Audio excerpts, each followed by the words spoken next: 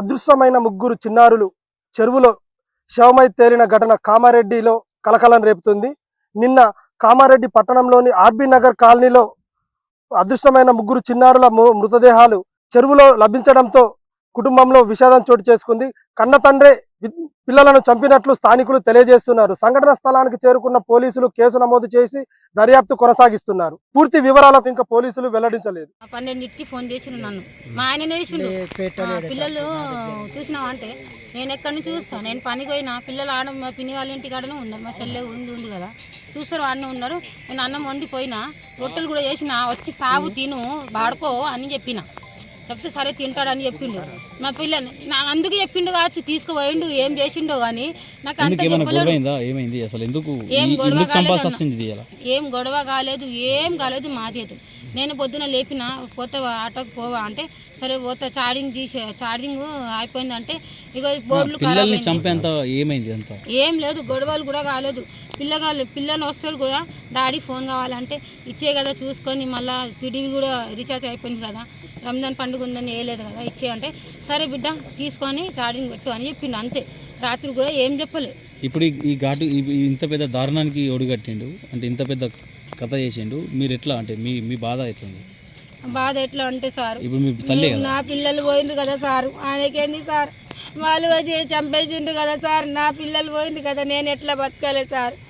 నా పిల్లల కోసం నేను ఇళ్ళ పనికి పోతున్నా సార్. 2 ఇల్లు చేస్తుంటే ఇంకోటి ఇల్లు కట్టుకున్నా నేను. మా పిల్లలు ఉన్నారు, 3 పిల్లలు. నాది ఏం పేర్లు? సిఫాతు, ఆయాత్, మరియం. పొద్దున వెళ్ళేటప్పుడు మీ నడిపామె మీతో ఉంది, ఎక్కడ ఉందమ్మా? మా పిన్ని వాళ్ళ ఇంటికాడ ఉండే, ఇద్దరు వస్తుండే వాళ్ళు తీసుకుని.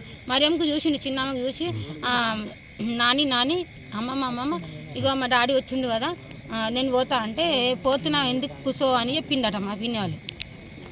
కురుకురే కావాలట తీసుకొని వస్తా అని చెప్పిండు, షాప్కి పోయి వస్తా అంటే సరే అని పోవని చెప్పింది. అంతే.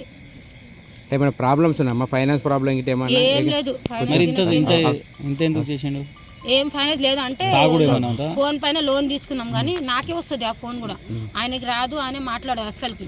ఆ 3 లక్షలు అప్పు ఉంటే కూడా ఆయనతోని ఫోన్ చేయదు. మా ఆడబిడ్డ నన్నే చేసేది, ఏమై వదిలే అని చెప్తుంది కానీ ఆమెకు ఫోన్ చెయ్యది. అట్లా కదమ్మా, ఇప్పుడు ఈ ముగ్గురిని చంపేంత అంటే తాగుతాడా ఏమన్నా? కళ్ళు తాగిండు కావచ్చు కానీ రోజు కళ్ళు తాగుతాడు.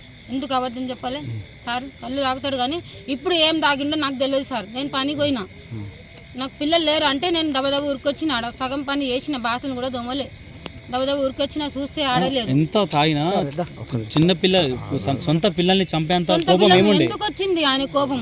అప్పులది కూడా ఫోన్ రాదు, నాకే వస్తుంది. నేనే జ్వరం వచ్చి నేను అనుకుంటా, నాకే వస్తుంది, నాకే చెప్తారు అందరు అని నేను అనుకుంటా అని ఆయనకి ఏం చెప్పాను నేను అసలు. పిల్లలు ఎప్పుడు లాస్ట్ మీ దగ్గరికి వెళ్ళిపోయారు ఇంటి నుంచి?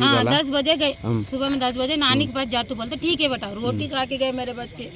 मैं रोटी बनाई, मैं खाना भी बनाई, मेरे बच्चे की चाबी भी घर पे रख के आई, मैं खाओ बेटा बोल के गरम गरम खाना रख के मेरे बच्चे, मैं क्या करना है मेरे बच्चे, मैं आना दो. అధికారులు మీ సమస్యలను పట్టించుకోవట్లేదా? నెలల తరబడి మిమ్మల్ని ఇబ్బంది పెడుతున్నారా? మీ సమస్యకు ఎవరు స్పందించడం లేదా? అయితే ఆలస్యం చేయకుండా వెంటనే క్యూన్యూస్ కు కాల్ చేయండి. సంప్రదించాల్సిన నెంబర్లు 8143001981. మీ తరపున మేం బాధ్యత తీసుకొని మీ సమస్యను అధికారుల దృష్టికి తీసుకెళ్తాం. పబ్లిక్ వాయిస్, సామాన్యుడి ప్రశ్నాస్త్రం, ప్రతి గురువారం ఉదయం 11 గంటలకు మీ క్యూన్యూస్ లో.